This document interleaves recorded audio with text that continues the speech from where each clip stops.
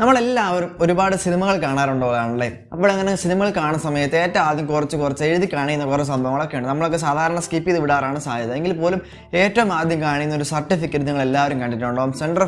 Central board of film certification എന്ന് പറയുന്ന ഒരു ഹെഡിങ് ഒക്കെ എഴുതിയ ഇപ്പോൾ കളർഫുള്ളായ പണ്ട് ജസ്റ്റ് ബ്ലാക്ക് ആൻഡ് വൈറ്റ് മാത്രം ഉണ്ടായിരുന്ന ഒരു സർട്ടിഫിക്കറ്റ് നിങ്ങൾ കണ്ടിട്ടുണ്ടോ. അതിൽ ഹിന്ദി അക്ഷരം AVA എന്നൊക്കെ എഴുതിയിട്ടുണ്ടോ. അതുപോലെ തന്നെ സിനിമയുടെ പേരും കുറേ ഡീറ്റെയിൽസ് ഒക്കെ എഴുതിയിട്ടുണ്ടാവും. അപ്പോൾ ഇതിലുള്ള ഈ സിമ്പിൾസ് AA അതുപോലെ തന്നെ VA എന്നൊക്കെ എഴുതിയിരിക്കുന്നത് പലർക്കും എന്താണെന്നുള്ള അറിയില്ലായിരിക്കും, പലരും അതിനെപ്പറ്റി ആലോചിച്ചിട്ടില്ലായിരിക്കും. പക്ഷേ അതെല്ലാം കൃത്യമായിട്ട് പ്രായപരിധി നിശ്ചയിച്ചിരിക്കുന്ന ഓരോരോ കാര്യങ്ങളാണ് അതെല്ലാം സെറ്റ് ചെയ്ത് വെച്ചിരിക്കുന്നത്. അപ്പോൾ ആ ഒരു കാര്യത്തെപ്പറ്റി ഒരു 4-5 സിമ്പിൾസ് ഉണ്ട്. ആ ഓരോ കാര്യങ്ങൾ എന്താണ് ഉദ്ദേശിക്കുന്നത് എന്നുള്ളത് നമ്മൾ ഇന്നത്തെ വീഡിയോ കൂടെ നോക്കാൻ വേണ്ടി പോകുന്നത്. ചെറിയൊരു ജനറൽ നോളജ് വീഡിയോ ആണെങ്കിൽ പോലും വീഡിയോ ഫുള്ളായിട്ട് കാണാം. നമുക്ക് നേരെ വീഡിയോയിലേക്ക് പോകാം.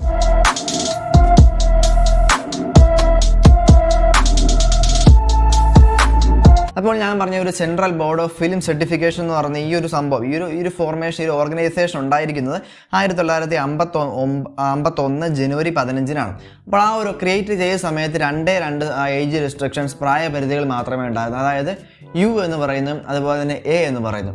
U എന്ന് പറഞ്ഞു കഴിഞ്ഞാൽ അൺറെസ്ട്രിക്റ്റഡ് എന്നാണ് അതിൻ്റെ അർത്ഥം.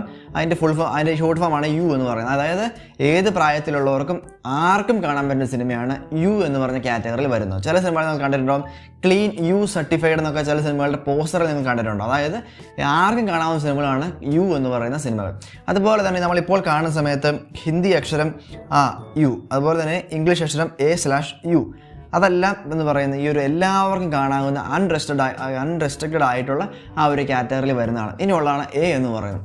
A എല്ലാവരും കേട്ടിട്ടുണ്ടാവും. A പടം എന്നൊക്കെ പറഞ്ഞ് എല്ലാവരും കേട്ടിട്ടുണ്ടാവും. അതായത് 18+ സിനിമകളെയാണ് A എന്ന് ഉദ്ദേശിച്ചത്. അതായത് അഡൾട്ടിൻ്റെ ഷോർട്ട് ഫോമാണ് A എന്ന് പറയുന്നത്. അഡൾട്ട് 18 വയസ്സിന് മുകളിലേക്കുള്ളവർക്ക് മാത്രം കാണാൻ അനുവാദമുള്ള, അല്ലെങ്കിൽ അവർക്ക് വേണ്ടി കാണാൻ വെച്ചിരിക്കുന്ന സിനിമകളാണ്.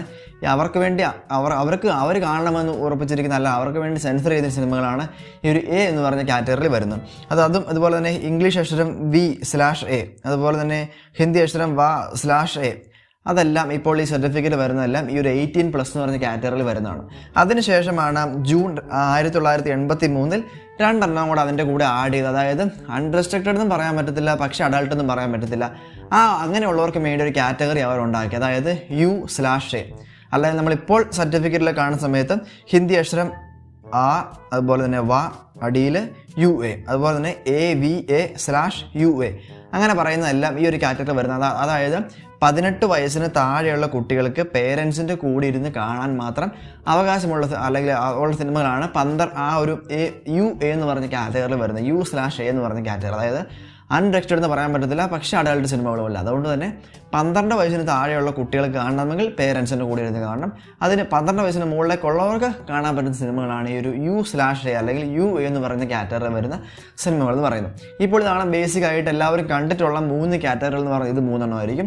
ഇത് കൂടാതെ ഒരെണ്ണം കൂടെ ഉണ്ടാവും, നമ്മളൊന്നും കാണാൻ സാധ്യതയില്ല. കാരണം അത് S എന്ന് പറഞ്ഞ കാറ്റഗറിയിൽ വെച്ചിരിക്കുന്ന സിനിമകളാണ്. അതായത് സയൻറ്റിസ്റ്റുകൾക്കും ഡോക്ടർമാർക്കും അങ്ങനെയുള്ളവർക്ക് മാത്രം കാണാൻ വേണ്ടി നിശ്ചയിച്ചിരിക്കുന്ന സിനിമകളാണ് S എന്ന് പറഞ്ഞ കാറ്റഗറിയിൽ വരുന്നു. അതിന് കാരണം എന്ന് വെച്ചാൽ നമുക്ക് ആ ഒരു സിനിമയ്ക്കകത്ത് ചിലപ്പോൾ വളരെ സയൻറ്റിഫിക് ആയിട്ടുള്ള എന്തെങ്കിലും സീക്രട്ടുകളുണ്ടാവും.